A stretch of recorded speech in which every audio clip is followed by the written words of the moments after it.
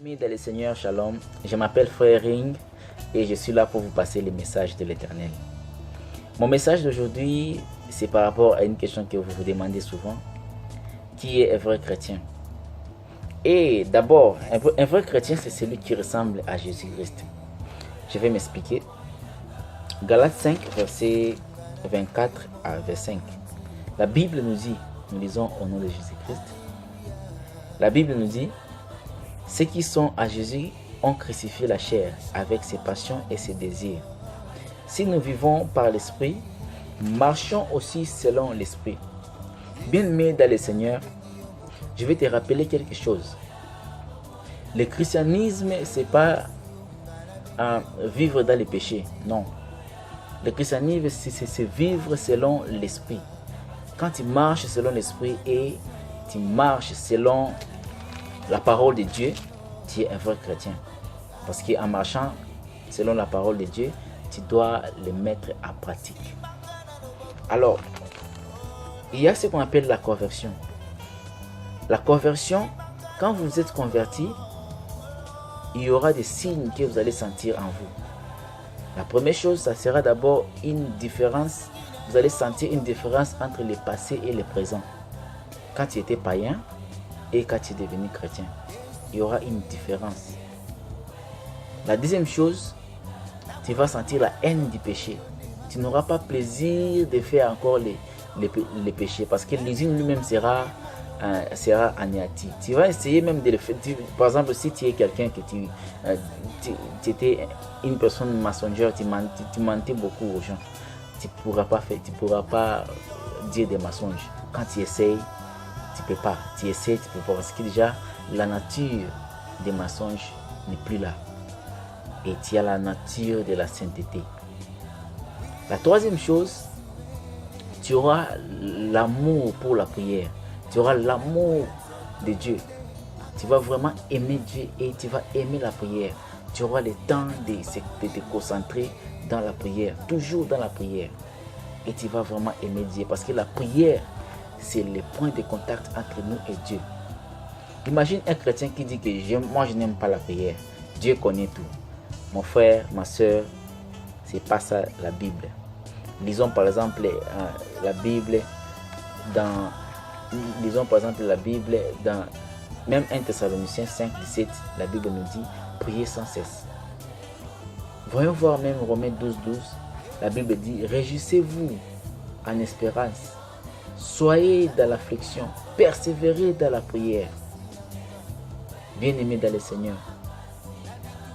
Colossiens 4, 2, la Bible dit persévérez dans la prière, veillez-y avec action de grâce.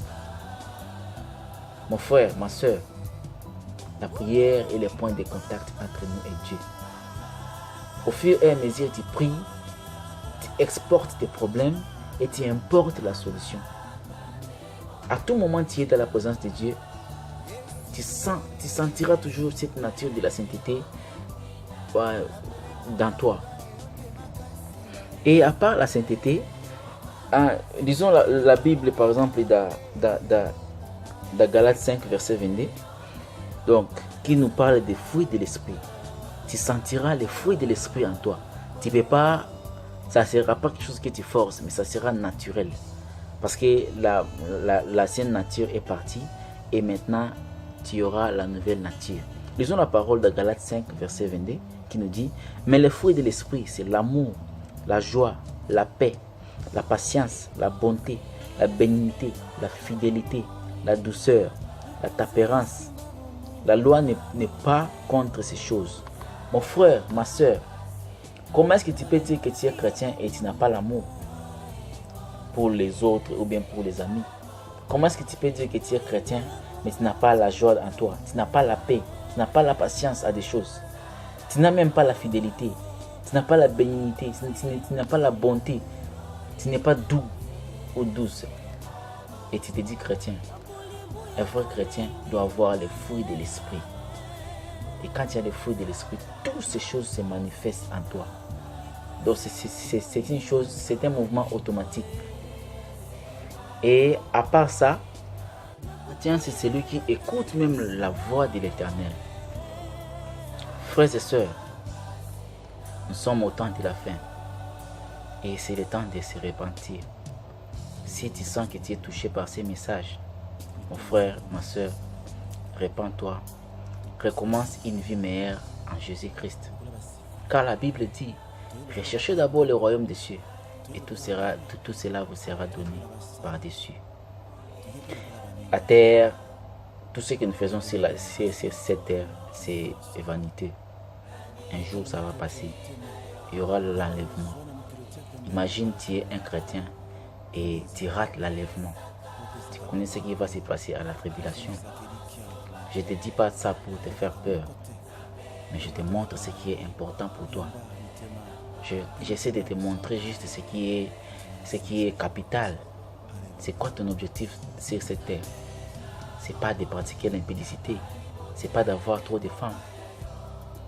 C'est pas être un type mensongeur. Non. Frères et sœurs, répands-toi et recommence une vie meilleure en Jésus-Christ. Que Dieu vous bénisse abondamment.